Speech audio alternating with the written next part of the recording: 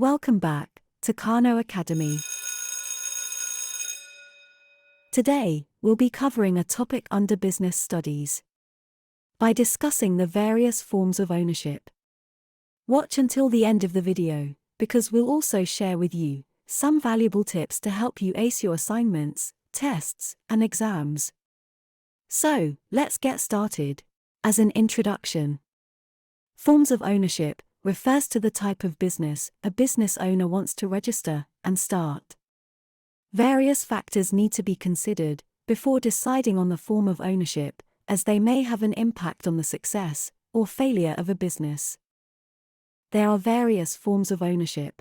In this video, we will discuss the following 6 forms of ownership, which are sole proprietorship, partnership, closed corporations, private company, public company, and state-owned company. Now, let's discuss each of these forms of ownership in more detail. Let's start with sole proprietorship. Some of the characteristics of sole proprietorship are as follows. A sole proprietorship, otherwise known as a sole trader, is a business that is run and owned by one person. This is the simplest form of business ownership, in which a single individual owns and operates the business. The owner of business has unlimited liability for the debts and obligations of the business. The owner is also responsible for all the financial and management decisions of the business. Some of the advantages of a sole proprietorship are as follows. It is easy to control, since it is a small business. There is only one owner, therefore, there is no disagreements in the decision-making and management. The business tends to make quick decisions without having to consult others. Some of the disadvantages of a sole proprietorship are as follows. The owner has unlimited liability and is legally responsible for all debts of the business. Capital is limited to the creditworthiness of the owner. This limited capital could limit the possibility for growth and expansion. There is also lack of business continuity. The business is not always possible to pay high salaries. The owner could concentrate on strong points and neglects other functions. The next form of ownership we'll discuss is a partnership. Some of the characteristics of a partnership are as follows. A partnership is a type of business that is run and owned by 2 to 20 individuals, called partners. These partners agree to share the profits and losses of the business. Partnerships are normally governed by a partnership agreement that outlines the rights, responsibilities, and profit-sharing arrangements. Some of the advantages of a partnership are as follows. Partners are actively involved in the business and may use and rely on the ideas of other partners. However, not all partners need to be actively involved in management and would rather appoint competent managers. A partnership is easy to establish. It is also easier to raise funds. Partners are motivated to work hard because they share in the profits of the business. Prospective employees may be attracted to the business if given the incentive to become a partner. Partners share responsibilities and management of the business. Partnerships are not forced by law to prepare audited financial statements. Some of the disadvantages of a partnership are as follows.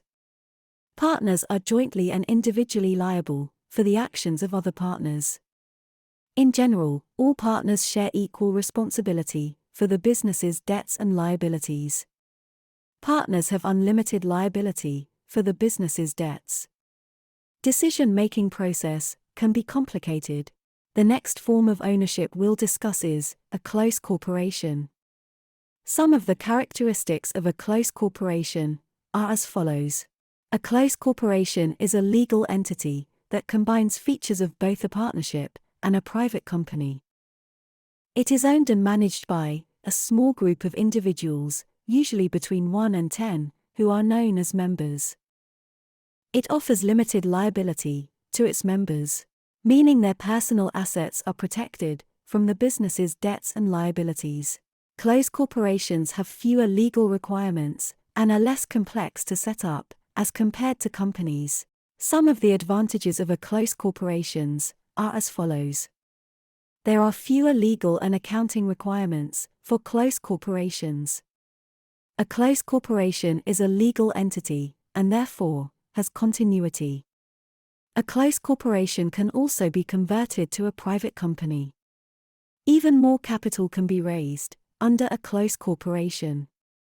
Members of a close corporation have limited liability. Owners' interest in the close corporation does not need to be in proportion to their capital contribution. Close corporations may be exempted by the CIPC from auditing its financial statements. Some of the disadvantages of a close corporations are as follows.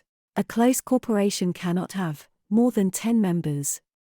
A member of a close corporation can be held personally liable for the losses of a close corporation if the member acts carelessly or is incompetent. When applying for a loan, audited financial documents must be presented. Funds will not be given until an audit is completed. A close corporation is taxed as if it were a company, which may be higher than an individual's personal tax rate. It is often difficult for members to leave the close corporation or to pay a member their portion, as all members must agree to dispose of a member's interest. Like a company, a close corporation is taxed on its net income. The next form of ownership we'll discuss is a private company. Some of the characteristics of a private company are as follows. A private company is a separate legal entity, owned by shareholders. It requires a minimum of 1 shareholder and a maximum of 50 shareholders. The liability of shareholders is limited to the amount they have invested in the company. Private companies must have a memorandum of incorporation that sets out the rules and regulations for the company.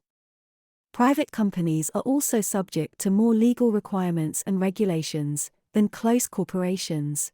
Some of the advantages of a private company are as follows. There is unlimited number of shareholders, to a maximum of 50. The company usually has business continuity. Shareholders have limited liability, which means that their personal liability for the debts and obligations of a company is limited to the amount they have invested or committed to the company. This form of ownership is suitable for most types of businesses, whether small or large. A private company is also a legal person, and therefore has the ability to own assets, enter into contracts, and be held liable for its actions. The new Act also forces personal liability on directors who knowingly participate in carrying out business in a reckless or fraudulent manner. A private company is not required to file its annual financial statements with the Commission. Financial statements are private and not available to the general public. Board of directors with expertise and experience can be appointed to take decisions and delegate responsibility. Some of the disadvantages of a private company are as follows. Private companies are subject to many legal requirements. It is also difficult and expensive to establish, as compared to a close corporation and a sole proprietorship. The Memorandum of Incorporation must forbid a private company to transfer its shares to any member of the public, because the company is not listed on the JSE. A private company's annual financial statements may be reviewed by a qualified person, which is an extra expense to the company. A private company also pays tax on the profits of the business. A private company must further prepare annual financial statements. The next form of ownership we'll discuss is a public company. Some of the characteristics of a public company are as follows. A public company is a separate legal entity with limited liability. It can have an unlimited number of shareholders and can raise capital by offering shares to the public. Public companies are subject to more stringent regulations and reporting requirements compared to private companies. Some of the advantages of a public company are as follows. A public company has continuity of existence. A public company is a separate legal person, meaning it is recognized by the law as having certain rights and obligations, and has the ability to own assets, enter into contracts, and be held liable for its actions. A public company can be owned and managed by only one shareholder and 3 directors. Shareholders in a public company have limited liability. Additional capital can also be raised by issuing more shares or debentures. Shareholders can sell and transfer their shares freely. The public have access to the company's information, and this could motivate them to buy shares from the company. Some of the disadvantages of a public company are as follows. Shareholders may be allowed little or no input into the affairs of the company. Due to legislation, decisions take longer, and there may be disagreements. There are huge expenses when setting up a company. For example, legal, accountants, taxes, consultants, etc. There are also more people to share profits with, therefore less income. Financial affairs must be made available publicly. This information could be used to competitors' advantage. The last form of ownership we'll discuss is a state-owned company, also known as a state-owned enterprise. Some of the characteristics of a state-owned enterprise are as follows. A state-owned enterprise is a business entity that is fully or partially owned by the government. It operates in the public sector and is established to provide essential services or to undertake specific commercial activities on behalf of the government. The government appoints the board of directors and exercises a significant level of control over the enterprise. Examples of state-owned enterprises in South Africa include Eskom and Transnet. Some of the advantages of a state-owned enterprise are as follows.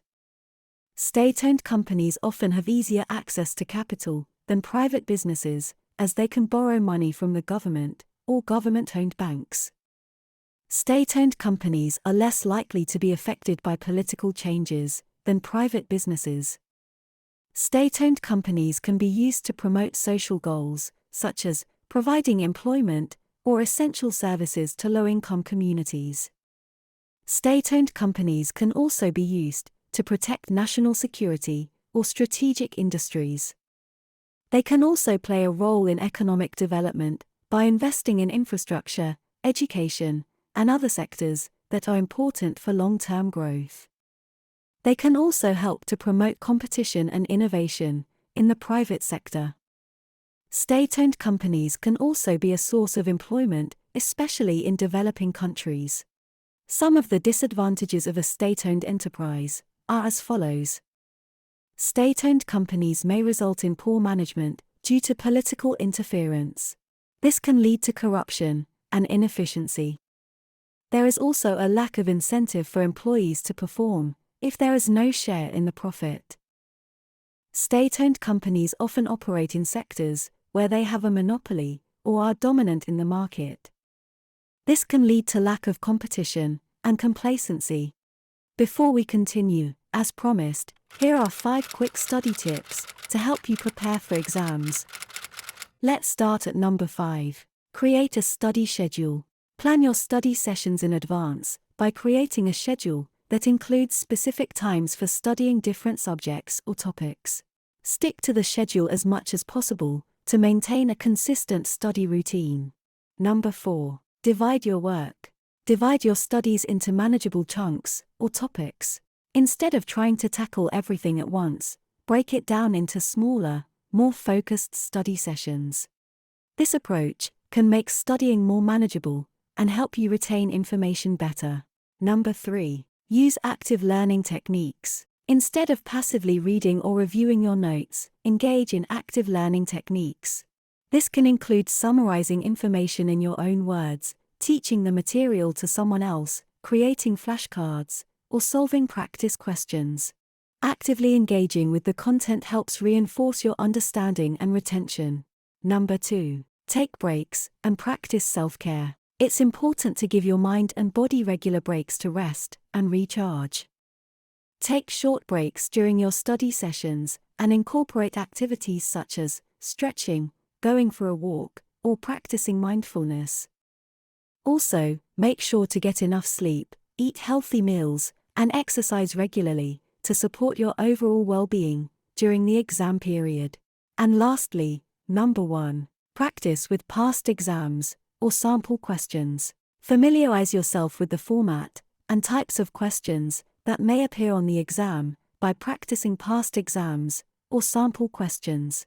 This can help you become more comfortable with the exam structure and give you an opportunity to identify areas where you may need additional study or clarification. Remember, everyone's study preferences and techniques may differ, so it's important to find what works best for you. Now, back to today's video. Let's recap on what we covered in this video. We learned about the various forms of ownership, which are sole proprietorship, partnership, close corporations, private company, public company, and state-owned company. There are advantages and disadvantages for each form of ownership. So, the best business ownership structure will depend on a number of factors, such as formation procedures and costs involved, continuity and dependence of the business on its founders, legal liability and personality, taxation cost appetite, management and control, and capital requirements. To understand more on this topic, please take time to re-watch this video. If you enjoyed this video, please click on that like button and subscribe for more. Remember, knowledge is power, and learning is a lifelong adventure. Until we meet again, happy learning! From all of us at Kano Academy.